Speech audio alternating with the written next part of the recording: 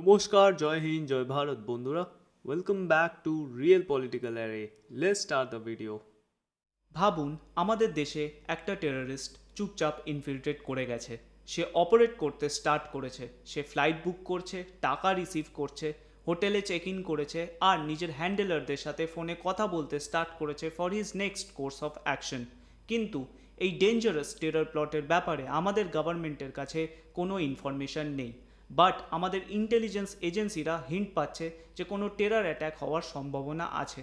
তখনই অ্যাক্টিভেট করা হয় ন্যাটগ্রিড। একটা সার্চেই সেই টেররিস্ট সাসপেক্টের পাসপোর্ট লিঙ্ক হয় suspicious bank transfer, phone record আর সে কোন হোটেলে থেকেছিল সেই লোকেশনের সাথে।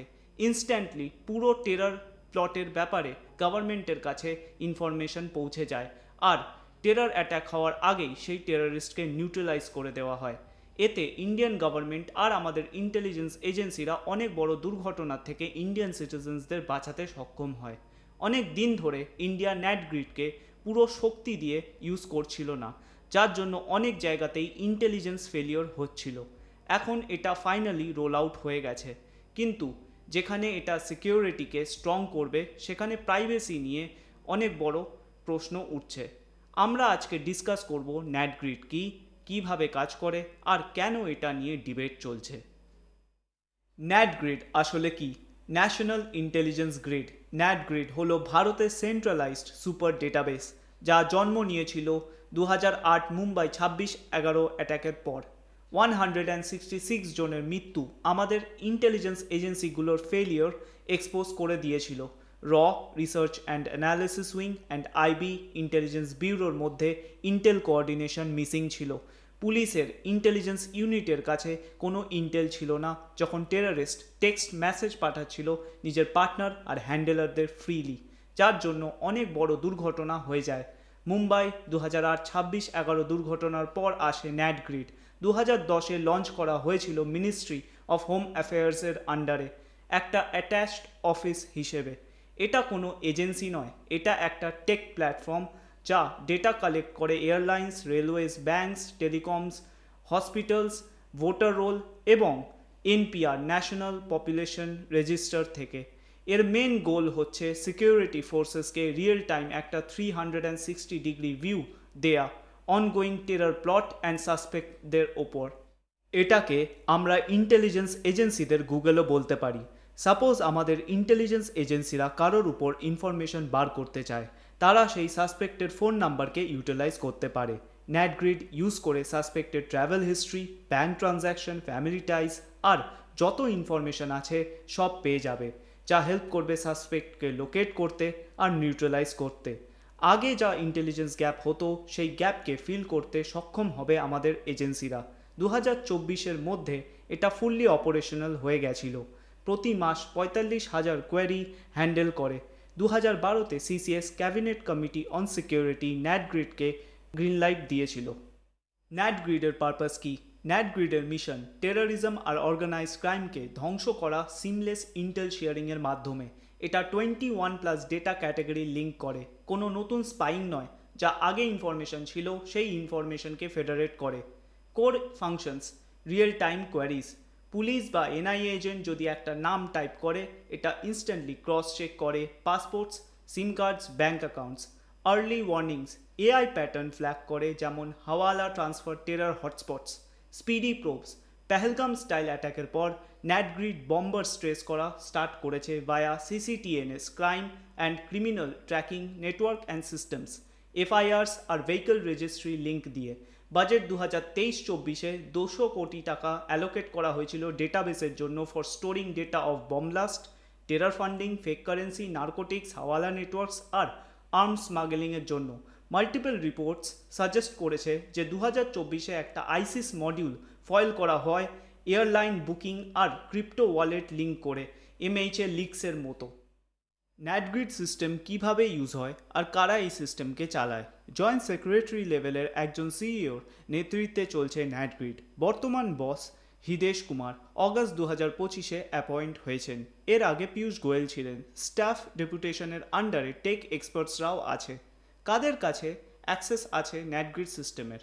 দেশের এলিট এজেন্সি 11 সেন্ট্রাল এজেন্সিস যেমন আইবি, র, এনআইএ, ইডি, এফআইইউ, এনসিবি এই এজেন্সিগুলোর কাছে স্পেশাল অ্যাক্সেস আছে, আর সাথে স্টেট পুলিশ এসপি লেভেল পর্যন্ত। প্রাইম মিনিস্টার 2025 ডিজিপি মিটিংয়ে এটা পুশ করেছিলেন। ওভারসাইট কার আন্ডারে? হোম মিনিস্টার এবং cabinet committee on security CCS এই প্রসেসকে ওভারসিয়ার করেন, আর কোনো পার্লিয়ামেন্টারি ওয়াচডগ নেই। অ্যাডিশনাল ইনসাইট, র, রিসার্চ অ্যান্ড অ্যানালিসিস উইংয়ের মতন কোনো সিক্রেসি নেই। ন্যাট গ্রিডের কোয়ারি অনলি মডেল ফলো করা হয়, মানে এজেন্সিসরা শুধু রেজাল্টস দেখে, র ডেটা নয়। এটা এক স্মার্ট ফায়ারওয়াল যা ক্রিটিক্যাল ইনফরমেশন লিক হওয়ার থেকে বাঁচায়। লিগ্যাল ব্যাকবোন, কোনো ডেডিকেটেড ন্যাটগ্রিড অ্যাক্ট নেই, শুধু এক এক্সিকিউটিভ অর্ডার আছে যা 2010-এ সিসিএস ক্লিয়ারেন্স দেওয়া হয়েছিল। এটা চলছে টেলিগ্রাফ অ্যাক্ট এবং আইটি অ্যাক্টের উপর ইন্টারসেপশনের জন্য, আর আরটিআই রাইট টু ইনফরমেশন থেকে এক্সেম্পটেড করা 2011 থেকে। Privacy, digital personal data protection act ইন্টেলিজেন্সের জন্য এক্সেমশনস কার্ভ আউট করা হয়েছিল। ক্রিটিক্সদের আর্গুমেন্ট হচ্ছে কোনো ডেটা স্যাচুরেশনের লিমিটস নেই, মানে মিশন ক্রিপ আউট হওয়ার চান্স আছে। ইন্টারেস্টিং ফ্যাক্ট, সুপ্রিম কোর্টের justice KS mister Puttaswamy privacy ruling 2017 proportionally demand করেন, কিন্তু ন্যাটগ্রিড এটা বাইপাস করে পাবলিক সেফটি ভেগনেস দিয়ে। কম্পেয়ার টু চাইনাস সিস্টেম, আমাদের সিস্টেম এখনও সিটিজেন্সদের স্কোর করে না, কিন্তু NPR national population register integration December 2025 119 কোটি প্রোফাইলস খুব ইরিলি ক্লোজ মনে হয়। ডেটা ফিস্ট, ন্যাটগ্রিডের কাছে কি ইনফরমেশন হতে পারে আমাদের ব্যাপারে? 21 ক্যাটাগরির ইনফরমেশন হতে পারে ন্যাটগ্রিডের কাছে, কোনো এক্সাজুরেশন নয়। ID demographics, passport, NPR, voter ID, biometrics, money trails, bank transaction, tax, property and stocks, movements, flights, train, hotel, border, comms, telecom, metadata and email. Interesting information, health record, FIR and OCND, organized crime network dataও available আছে ন্যাটগ্রিডে। Recent আরও কিছু add করা হয়েছে, যেমন NPR national population register linkage map করে প্রত্যেক হাউসহোল্ডের সাথে।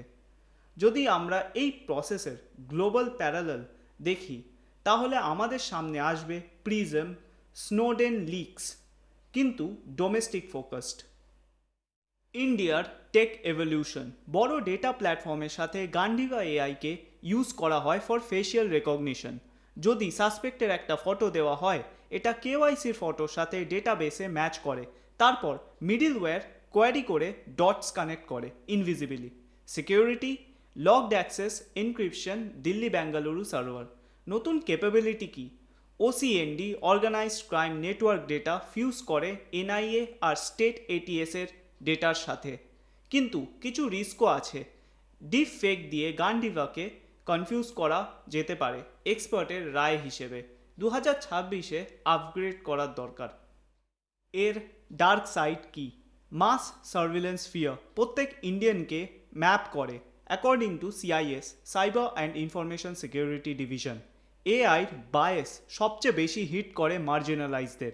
হ্যাক হওয়ার সম্ভাবনা আছে, একটা ব্রিচে সব কিছু এক্সপোজ হয়ে যাবে। কোনো জুডিশিয়াল ওভারসাইট নেই, স্টেট পুলিশ এফআইআর ছাড়া কোয়ারি করতে পারে। সেফগার্ডস আছে, logged query, committee approval, penalty, কিন্তু ক্রিটিক্স ডিমান্ড করছে পার্লামেন্টারি ওভারসাইটের জন্য। ইন্টারনেট ফ্রিডম ফাউন্ডেশন পিটিশন করেছে একটা ন্যাটগ্রিড অ্যাক্টের জন্য 2026-এ। এটা কি ডেলিভার হবে, তা সবচেয়ে বড় প্রশ্ন। এই সিস্টেমের ফিউচার কি? ন্যাটগ্রিডের ইউজ ইনক্রিজ হচ্ছে, আর প্রত্যেকটি রাজ্য অ্যাডপ্ট করতে শুরু করেছে। এআই বুস্ট হচ্ছে, বাজেট বেড়েছে। এটা আরেকটা পেহেলগাম অ্যাটাকের থেকে ভারতবাসীদের রক্ষা করতে পারে, আর ইন্টেল ইউজ করে কুইক রেসপন্স দিতে পারে ইন এমার্জেন্সি সিচুয়েশন। কিন্তু রিফর্ম ছাড়া প্রাইভেসিতে ইস্যু আসতে পারে। ইন্ডিয়া এখন সিকিউরিটি আর লিবার্টি ব্যালেন্স করছে। এই স্পেসটা আপনারা দেখুন, কী ভাবছেন? ন্যাটগ্রিড একটা ভাইটাল টুল নাকি সার্ভিলেন্স ওভার ব্রিচ? এর অ্যান্সার আপনারা প্লিজ কমেন্টে লিখুন। আমি আপনাদের পার্সপেক্টিভ ন্যাটগ্রিডের ব্যাপারে জানতে চাই। আজকের জন্য ভিডিও এখানেই শেষ। আশা করছি সবার ভিডিওটা ভালো লাগবে। And please keep supporting me cause আপনারা সাপোর্ট করলেই আমি আরও মোটিভেট হতে থাকবো। So like the video, share the video, let's end the video here today. Thank you.